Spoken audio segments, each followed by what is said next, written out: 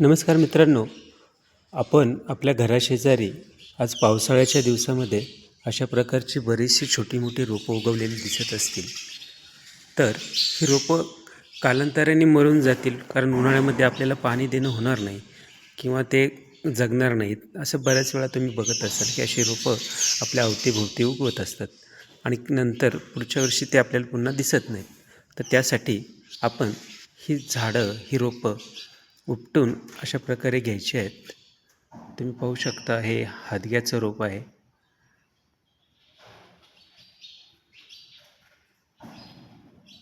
त्याचबरोबर हे चिंचेचं आहे. हे अशा पद्धतीने आपण अलगद जर उपटून घेतलं आणि नंतर ते पिशवीमध्ये लावलं तर त्याचं झाड होऊ शकतं. या पद्धतीने मी 3 झाडं घेतलेली आहेत. हे पहा, हे छोटंसं नवीन रोपटं या ठिकाणी उगवतं आहे. त्याच बाजूला हे रामफळाचं छोटंसं रोप आहे.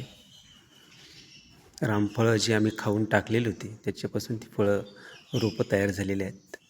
या पद्धतीने तुम्ही पाहू शकता, मी गेल्या वर्षी लावलेली ही झाडं आहेत आणि ती अशा पद्धतीने तयार झालेली आहेत.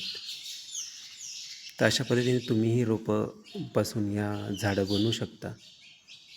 ही सीताफळाच्या बियांपासून तयार झालेली ही सीताफळाची छोटीशी झाडं आहेत. हे पहा, हे हादग्याचंच रोप आहे.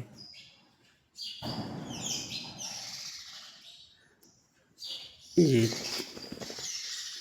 अशी छोटी छोटी रोपं तुम्ही काढून त्या ठिकाणी अशा प्रकारे जर पिशवीमध्ये भरलेत तर अशी अनेक रोपांपासून आपण झाडं तयार करू शकतो आणि यांना नवं जीवन देऊ शकतो.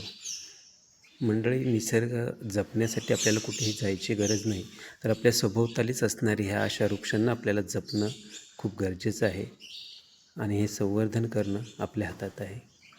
मी हा प्रयत्न केला आहे. तुम्ही